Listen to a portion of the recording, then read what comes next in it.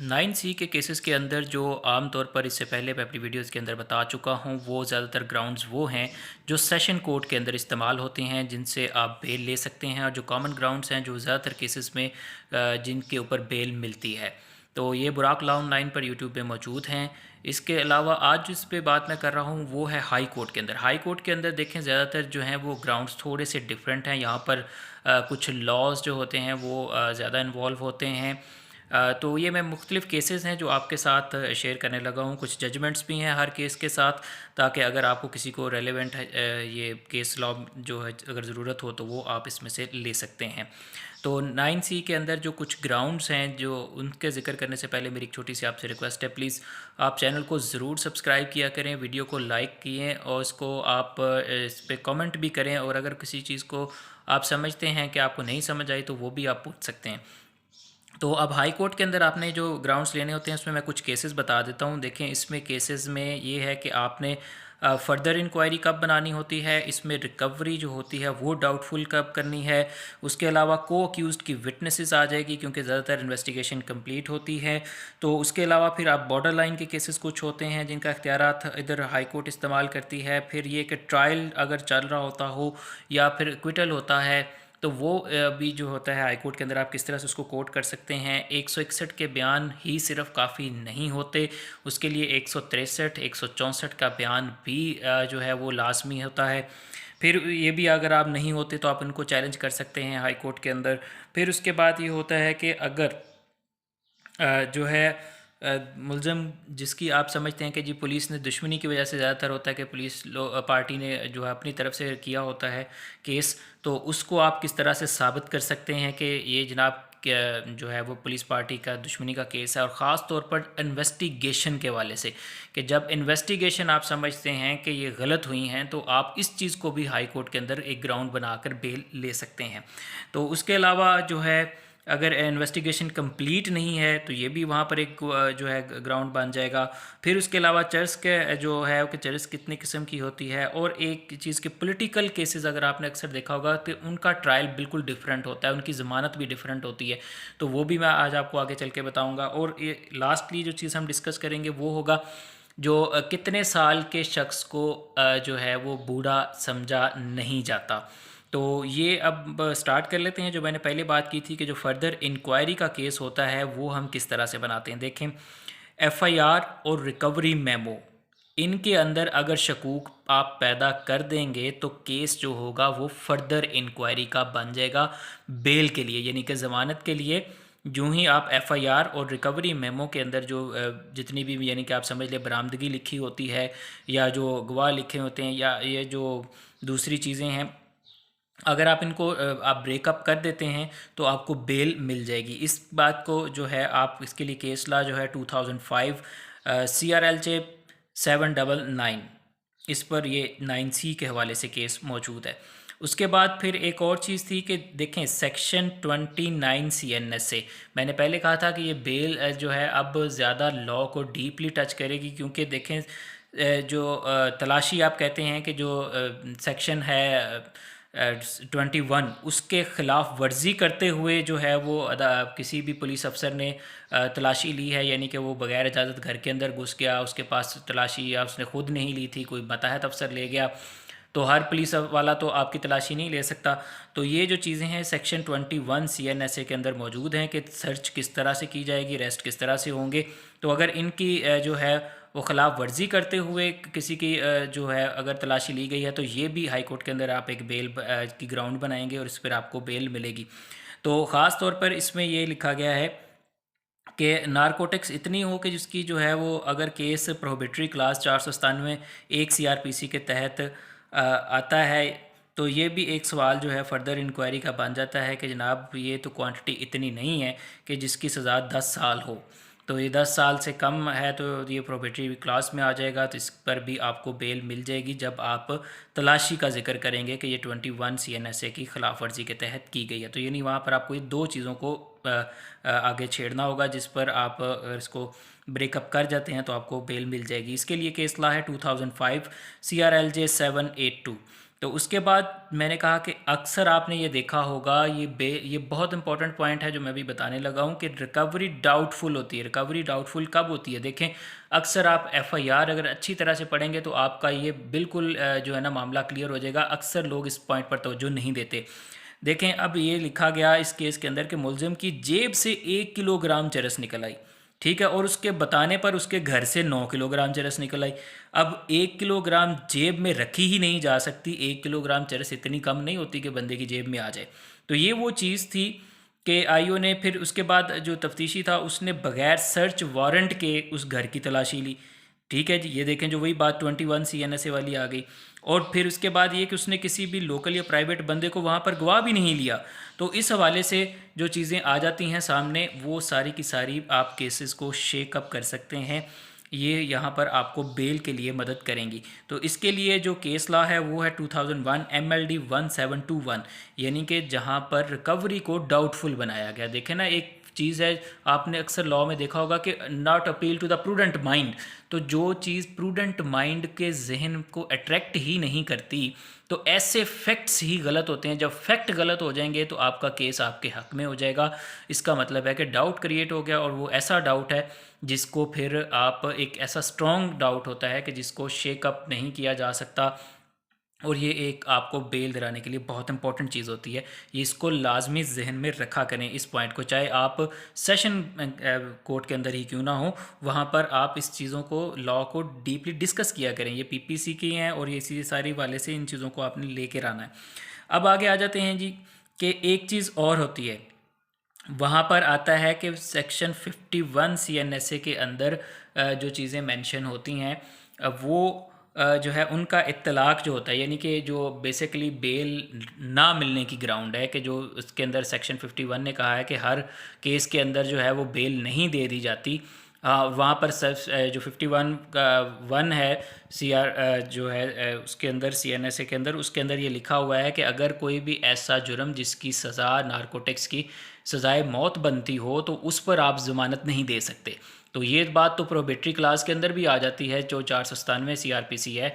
तो उसके अलावा एक चीज़ लिखी हुई है कि हर मामलात के अंदर बेल नहीं दी जा सकती, मासवाए कि अदालत ये समझे कि ये केस फिट है फॉर फर्दर इंक्वायरी। इसीलिए जब आप देखेंगे कि सेशन कोर्ट जब ऑर्डर करती है या हाई कोर्ट ऑर्डर करती है, तो वहाँ लिखती है कि this case is fit for bail. तो वो बेसिकली किस चीज़ के तहत ये ऑर्डर के अंदर लिखा जाता है, ये अक्सर लोगों को नहीं पता होता। ये बेसिकली सेक्शन 51 CNSA को कोट किया होता है। तो इस तरह से ये तलाक होता है लॉज का, प्रैक्टिकल लॉ के जो केसेस होते हैं उनके अंदर। तो अब अदालत ने इस जगह पे करार दिया कि जो 561 CRPC है, 561A CRPC, इसके अंदर ये अदालत को इख्तियार है, वसी इख्तियार है, जिस तरह से 249 और 265 के अंदर जो है वो मजिस्ट्रेट या सेशन कोर्ट को इख्तियार होता है। तो वो आप ये, लेकिन एक चीज़ बताएगी कि जो हार्डशिप केसेस होंगे उनके अंदर जो है 51 CNSA का इतलाक नहीं होगा। 561A के तहत हाई कोर्ट बेल दे सकती है। तो इसके लिए केस लॉ है 2002 PCRLJ 186। उसके बाद एक चीज़ और, ये भी एक बहुत रेयर केसेस होते हैं कि यहाँ पर ये हुआ कि ASI और DSP, इन दोनों ने जब तफ्तीश की तो पहले चूँकि ASI था, फिर उसके बाद DSP के पास गया मामला, तो अब DSP की फाइंडिंग डिफरेंट थी ASI की फाइंडिंग से।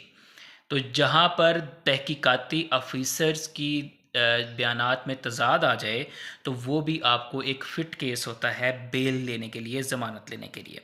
तो ये चीज़ आपने लाजमी वहाँ पर कोट करनी है, ख़ास तौर पर जो 1200 या 1300 ग्राम की जो होती हैं रिकवरियाँ, उसके अंदर ये बयान बहुत अच्छा आपको हेल्पफुल करेगा। ये बहुत अच्छी जजमेंट रहेगी आपके लिए। ये है 2007 CRLJ 602 पर। उसके बाद एक चीज़ आ जाती है कि शरीक मुलज़म। अब आप देखें, मैंने पहले कहा कि हाई कोर्ट के अंदर चूँकि मामला जब तक जाते हैं रिकवरियाँ पूरी हो चुकी होती हैं, बयानात लिखे जा चुके होते हैं, इसलिए अब जब क्यों अक्यूज़्ड आता है वो ये कहता है कि उसका केस है, कि मेरा केस, तो आप देखते हैं फैक्ट्स उसके, कि क्या उसके ऊपर कोई सबूत है, यानी कि को अक्यूज़्ड है ना, असल अक्यूज़्ड कोई और है, उस पर भी साथ इल्ज़ाम है, लेकिन को अक्यूज़्ड से कोई रिकवरी नहीं है, कोई उसके ख़िलाफ़ कोई सबूत भी नहीं है। तो फिर उस बंदे को इसका मतलब है कि सज़ा मिलने का इम्कान नहीं है। ये एक बहुत अच्छा केस है, मैं बता रहा हूँ, को अक्यूज़्ड का केस बिल्कुल क्वैश कर जाएगी। हाई कोर्ट ने इस केस को क्वैशमेंट के अंदर लिया है। वो इसलिए लिया है कि जब ना तो उस बंदे से रिकवरी हुई, ना उस बंदे से ना उसके ख़िलाफ़ कोई सबूत हैं, तो इसका मतलब है कि इसको प्रोबेबिलिटी ऑफ कन्विक्शन नहीं है। ये सीआरपीसी की लैंग्वेज है कि जहाँ पर प्रोबेबिलिटी ऑफ कन्विक्शन ना हो तो उस पर आप बेल ले सकते हैं। बहुत बड़ी नारकोटिक्स की क्वांटिटीज़ होती हैं, उसके अंदर हमेशा ही क्या चीज़ देखी जाती है कि प्रोबेबिलिटी ऑफ कन्विक्शन है कि नहीं है। ये एक बहुत डिफरेंट ग्राउंड है, लेकिन बहुत आम इस्तेमाल होता है बड़े केसेस के अंदर, और अक्सर लोग इसको छोटी की जगह पर कोर्ट नहीं करते। आप इसको छोटे केसेस में भी कोर्ट किया करें कि जनाब इसमें प्रोबेबिलिटी ऑफ कन्विक्शन नहीं है, ताकि अदालत के अंदर आप एक ऐसा ग्राउंड है जिसको आप मिस करते हैं शुरू में, तो ये ना मिस करें। तो देखें, अब इसमें उसने कहा कि ट्रायल कोर्ट ने यहाँ पर मुलजिम को 265 की जो उसकी एप्लीकेशन थी वो भी टर्न डाउन की हुई थी, तो उसको बहाल कर दिया, बंदे को जेल से बुलाकर केस देखा और उसके बाद उसका केस बिल्कुल क्वैश कर दिया। तो ये इसके लिए आपके पास जो जजमेंट होगी वो 2007 CRLJ 602 होगी। ये उसी के बाद यानी कि इसी का ये भी एक पहले भी जो गुजरी थी वो भी इसी से रिलेटेड थी। अब आगे आ जाते हैं जो बॉर्डर लाइन केस है। मैंने कहा था बॉर्डर लाइन, देखें बॉर्डर लाइन का मतलब है 900 से लेके 1500 तक का, ये जो है ना इसको बॉर्डर लाइन के अंदर लेके आया जाता है। अब अगर किसी पे रिकवरी है 1300 ग्राम की, और उसने जो फ्रॉन्जिक साइंस लेबॉर्ट्री में नमूने भेजे थे तज्जियाती, उसके अंदर क्वांटिटी है सिर्फ 300 ग्राम की, तो अब यहाँ पर इसका मतलब ये है कि उसने 300 की भेजनी थी, उसने सिर्फ 270 भेजे। यानी कि बेसिकली जो नारकोटिक्स के सैंपल जब बनते हैं, आप क्या लिखने को तो आप लिख देंगे जी 1 किलोग्राम बरामद हुई, लेकिन आपने भेजी वहाँ पे 10 ग्राम है। इसका मतलब ये है कि इस बंदे के पास इतनी चरस नहीं थी। अदालत इस चीज़ को बहुत गौर से देखती है कि जो फोरेंसिक साइंस लेबॉर्ट्री के अंदर भेजे गए हैं वो मिकदार कितनी थी और जो लिखी गई है वो कितनी है। तो क्योंकि उसके मुताबिक परसेंटेज बननी है, और परसेंटेज अगर वहाँ पर कम है तो इसका मतलब ये है कि ये रिकवरी डाउटफुल है। तो जो ही रिकवरी डाउटफुल हुई, आपका केस फ़ौरन बेल का बन गया। तो ये बॉर्डर लाइन केस था। तो इसका मतलब ये था कि अगर वहाँ पर लिखी गई क्वांटिटी 1300 है तो ये असल में 1300 है ही नहीं, क्वांटिटी कहीं कम थी।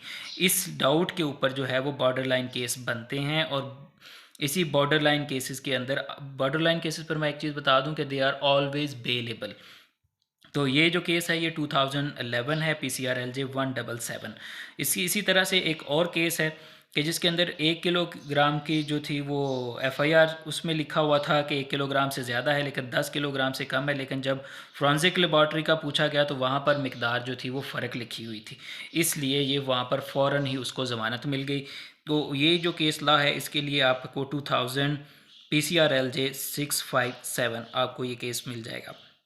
उसके बाद एक चीज़ और है, देखें ज़मानत के लिए एक बड़ा रहनुमा सा असूल है कि कोई भी अदालत किसी भी बंदे को अगर नारकोटिक्स के केसेस के अंदर ये कहे कि तुम मुचलका जमा कराने के बजाय इतने पैसे अदालत के अंदर जमा करवा दो, तो ये ऑर्डर गलत होगा।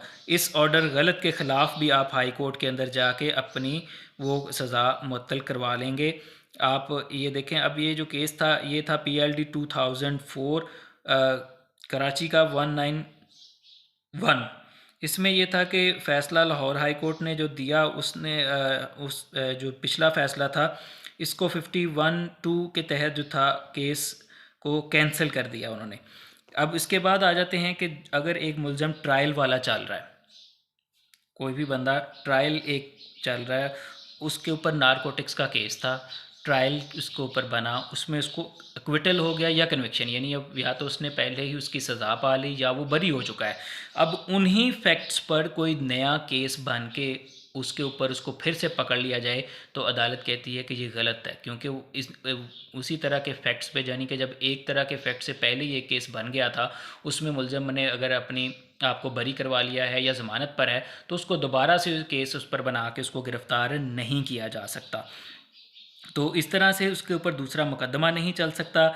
ये जो चीज़ आती है ये बैन होती है आर्टिकल 13 कॉन्स्टिट्यूशन ऑफ 1973, इसके तहत भी बैन है, क्योंकि यहाँ पर आप किसी भी यानी कि 2 मुकदमे चूँकि आप नहीं कर सकते तो वो। और एक चीज़ और कि ये रिट के अंदर फ़ैसला डिसाइड हुआ है, तो ये जो चीज़ है स्पेशल कोर्ट की जो तहत ट्रायल चला था उसके अंदर उसको बरी हो गया था मुलज़म, और दोबारा फिर उसके ऊपर जो है नारकोटिक्स का मुकदमा बनाया गया, तो वो भी अदालत ने, हाई कोर्ट ने खारिज कर दिया। इसके लिए केस लॉ है NLR 2000 CRL लाहौर 562। तो हाई कोर्ट ऐसे मुकदमात को रिट के अंदर ख़त्म कर सकती है, यानी कि 9C के अंदर अगर आपने रिट में जाना है तो आपको ये फ़ैसला पढ़ लेना चाहिए, उसमें आपको काफ़ी गाइडेंस मिल जाएगी। और उसके बाद मैंने ये कहा था, चूँकि यहाँ पर हाई कोर्ट तक केस जाते हैं तो वहाँ पर बयानात भी पूरे हो चुके होते हैं, इन्वेस्टिगेशन ऑलमोस्ट कंप्लीट होती है। तो ये यहाँ पर 161 का बयान, अगर मुलज़म ने 161 के बयान में किसी दूसरे बंदे को नामज़द कर दिया, ठीक है, लेकिन अब उस बंदे के ख़िलाफ़ कोई भी कोराबोरेशन यानी कि विटनेस, कोई आज़ाद जो है उसके ऊपर दूसरा कोई शहादत भी नहीं है और कोई दूसरा गवाह भी नहीं है उसका, तो अब अदालत क्या करती है कि इन्वेस्टिगेशन को चेक करेगी कि क्या तफ्तीश अफसर ने 164 या 364 के बयान लिए हैं या नहीं लिए। अगर नहीं लिए तो सिर्फ 161 के बयान के ऊपर महज के कोई एक मुलज़म पकड़ा जाता है और 161 के बयान के अंदर किसी दूसरे मुलज़म का नाम भी ले देता है और ना उस मुलज़म के ख़िलाफ़ कोई आज़ाद शहादत होती है, ना कोई गवाह होते हैं, तो फिर वो क्या होता है कि ऐसे मुलज़म मान के लिए इन्वेस्टिगेशन के अंदर 364 और 164 के बयान को चेक करते हैं। अगर वो भी ना हो तो फिर बिल्कुल साफ़ तौर पर ऐसे बंदे को बरी कर दिया जाता है, क्योंकि वो ये समझेगी अदालत की प्रमा फशाई, इस पर केस नहीं बनता। तो इसके लिए जो केस लॉ है वो है PLJ 2000 CRC पेशावर 1527, और ये डिविजनल बेंच का फ़ैसला है, इसलिए ये एक स्ट्रॉन्ग फ़ैसला है। उसके बाद आ जाते हैं कि अगर हीरोइन की रिकवरी है, ANF ने पकड़ी है, वो ये केस था कि जिसमें ज़मानत नहीं होती।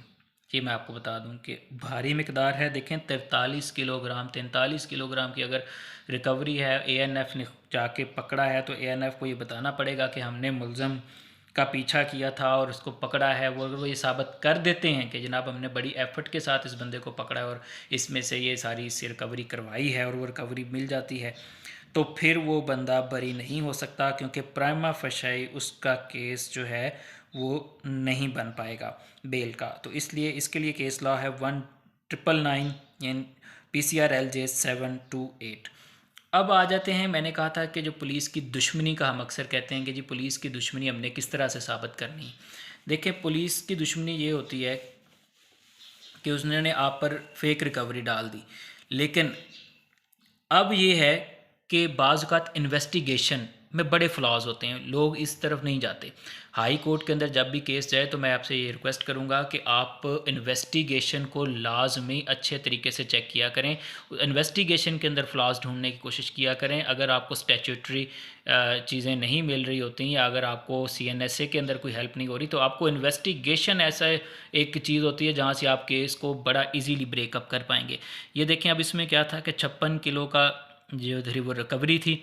अब मुलज़म ने कहा कि DSP ने मेरे ऊपर मुखालफत में इतनी रिकवरी डाल दी है, तो उसके बाद हुआ ये कि उसकी तहकीकात जो थी उसी पुलिस के यानी कि DSP पे चूँकि इल्ज़ाम था, तो अब किसी बड़े SP ने उसकी इन्वेस्टिगेशन शुरू कर दी। अब अदालत ने करार दिया कि अगर पुलिस पार्टी पर ये इल्ज़ाम लगाया जाए कि जनाब ये बंदा पुलिस अफसर मेरा मुखालिफ है और वो साबित कर देता है कि इसको मेरे साथ दुश्मनी है, और तो वो फिर उसकी इन्वेस्टिगेशन वही पुलिस नहीं कर सकती, इसकी इन्वेस्टिगेशन किसी दूसरे पुलिस को करनी चाहिए थी। तो ये चूँकि अब मज़ीद उसी ने करनी शुरू कर दी और बल्कि उसी का कोई सीनियर अफसर इन्वॉल्व हो गया, तो इसका मतलब है कि ये केस फिर मज़ीद डाउटफुल हो गया और यही रिकवरी यहाँ से जो है वो डाउटफुल हो जाती है और केस वहाँ पर आपको ज़मानत में मिल जाएगा। ये केस फर्दर इंक्वायरी का बन जाएगा पुलिस दुश्मनी का, और इसके लिए आपको फिट लॉ जो केस लॉ है वो 2007 PCR LJ 808। अच्छा जी, अब एक चीज़ और, पॉपी हस्क, ये देखें जो हस्क होती है ना, इसको मैं आपको पहले बता दूं कि ये बेसिकली जो है वो एक्सट्रैक्ट फॉर्म में नहीं होती, तो इसलिए इसकी रिकवरी हमेशा जो है वो इंसान को बेलेबल जो है वो बना देती है। अब आगे एक और केसला मैं आपके साथ डिस्कस कर देता हूँ कि जब कोई तफ्तीश मुकम्मल ही ना हो, यानी अगर एक दरख्वास्त ज़मानत मनसूख हुई हो कि अभी तहकीकात मुकम्मल नहीं हुई, यानी अभी केस अभी नया नया मुलज़म को पकड़ा है और आप जाके बेल के लिए अप्लाई करते हैं तो पुलिस कह देती है, नहीं अभी तो अभी हमारी इन्वेस्टिगेशन ही कंप्लीट नहीं है। तो अब आपका क्या हुआ कि आपकी तो बेल खारिज हो गई। अब आपने क्या करना है कि आपने वेट करना है उसको, बजाय फर्दर किसी बड़े फोरम के ऊपर, यानी सीधा आप हाई कोर्ट के अंदर रिट में भागें या इधर उधर जाएं। आप उसका वेट करें कि इन्वेस्टिगेशन कब कंप्लीट होती है, फिर जब कंप्लीट हो जाती है तो उसको उसी वक्त वहाँ पर उसी कोर्ट के अंदर दोबारा एप्लीकेशन दें और वहाँ से उसकी ज़मानत ले लें। ये इन्वेस्टिगेशन कब कंप्लीट होगी, यानी कि जब चालान आ जाएगा। तो जब चालान आ गया तो आप दोबारा से वही ज़मानत दरख्वास्त की दे के उसी कोर्ट से आप अपने हक़ में जो है ज़मानत ले सकते हैं। तो इसके लिए जो केस लॉ है ये मैं आपको बता देता हूँ। ये 1992 IEFR 172। तो ये एक प्रोसीजर है। वैसे प्रोसीजर के हवाले से अगर आपको ये चीज़ें देखनी हो तो आप देख सकते हैं। ये यूजुअली ये होता है कि आप बड़े जगह पर भाग जाते हैं। ये एक अच्छा केस ला इसलिए है, देखें कि जब आम तौर पर आपकी नीचे से दरख्वास्त खारिज हो जाती है ज़मानत की, तो आप फ़ौरन ऊपर वाले फ़ॉरम पर भाग जाते हैं। आप रीज़न तो देखा करें कि किस वजह से आपकी एप्लीकेशन खारिज हो रही है, उसके बाद फिर आप देखें कि आपको आया क्या, ऊपर वाली कोर्ट के ऊपर जाना है या नहीं जाना। अगर इस तरह की कोई रीज़न हो तो अगर आप ऊपर जाएंगे तो ऊपर से फिर खारिज होंगे और फिर नीचे ही आएंगे, यानी आप सिर्फ एप्लीकेशनें दे रहे हैं और वक्त ज़ाया कर रहे हैं और कुछ भी नहीं होगा।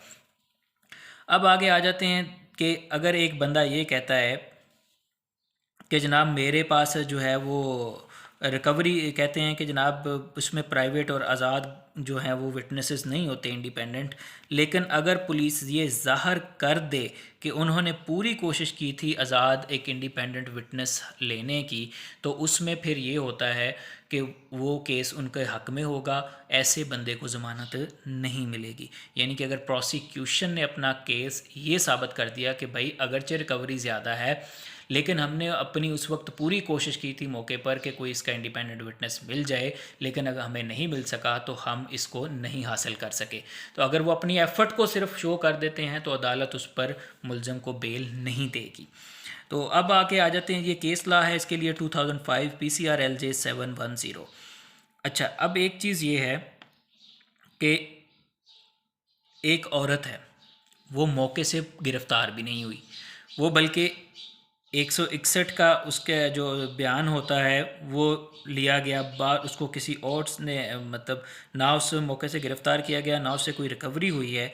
तो ऐसी औरत जो होती है उसको अदालत पर्दा नशीन लेडी तसव्वुर करेगी, और जो पर्दा नशीन लेडी होगी उसकी ज़मानत बिल्कुल बन जाएगी, क्योंकि इससे तो कोई रिकवरी भी नहीं है, ना वो मौके पर थी।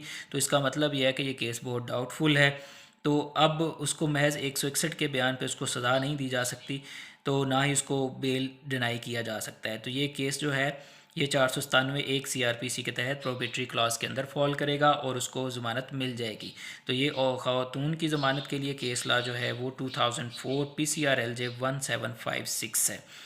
उसके बाद अब मैंने कहा था कि देखें चर्च की भी आगे दो किस्में होती हैं, एक चर्च गर्दा होती है, एक चर्च पुख्ता होती है।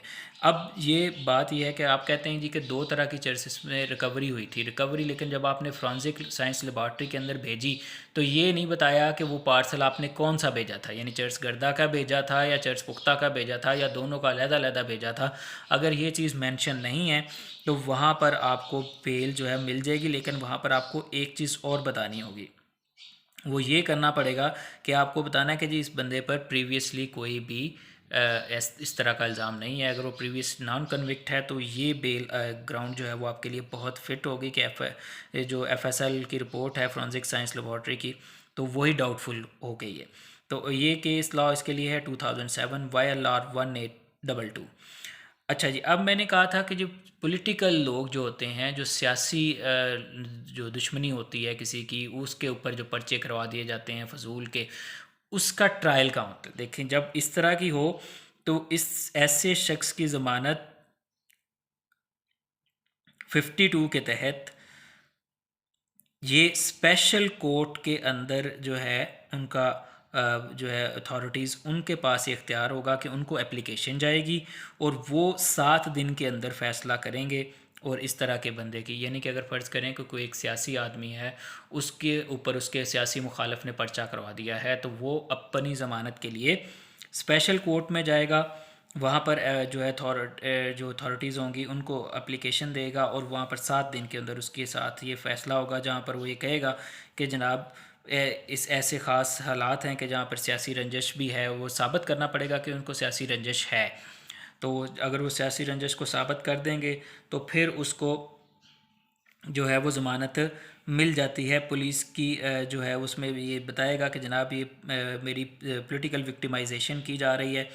तो ये note to rule 14 high court rules volume 3 chapter 10, इसके तहत अब हाई कोर्ट में ये जो है वो आगे केस प्रोसीड होगा और वहाँ पर ज़मानत इसको फिर दोबारा भी मिल सकती है। इसके लिए जो है वो केस लॉ है 1999 LHC 143। अब आगे आ जाते हैं कि मैंने जो लास्टली कहा था कि आपके साथ मैं डिस्कस करूंगा कि कितनी उम्र वाले शख्स को बूढ़ा तस्वुर किया जाता है। देखें, जो बूढ़ा तस्वुर किया जाता है वो अदालत ने वाज़े तौर पे करार दिया है कि सेक्शन 25 CNSA के तहत ज़मानत का जो है वो एक ख़ास तरीक़ाकार है, जिसके अंदर अब क्या उन्होंने कहा है कि 50 साल का जो बंदा है उसको अदालत बूढ़ा तस्वुर नहीं करती। तो ये 50+ होगा तो वो बूढ़ा होगा, अगर 50 से कम है तो उसको बूढ़ा तस्वुर नहीं किया जाएगा, या 50 का भी है तो उसको बूढ़ा तस्वुर नहीं किया जाता। तो इस तरह के बंदे अगर जो ओल्ड एज पर लेने जाएंगे बेनिफिट तो वो नहीं मिलेगा, उनकी ज़मानत खारिज हो जाएगी। इसके लिए केस ला है PLJ 2000 CRC पेशावर 1024। तो अगर आपने अपनी ज़मानत के हवाले से हाई कोर्ट के अंदर जब भी करनी है तो ये ग्राउंड्स आपने मद्देनज़र रखने हैं। और आखिर में एक चीज़ और कह दूं, देखें जो सेक्शन 41 से लेके 58 CNSA है, आप इनको ज़रूर अच्छी तरह से पढ़ें, फिर आप जाके हाई कोर्ट के अंदर जो है अपने केसेस को पुट करें। तो मेरी वीडियो अच्छी लगे इसको लाइक कीजिएगा, शेयर कीजिएगा, कमेंट कीजिएगा और चैनल को ज़रूर सब्सक्राइब करें। Thank you.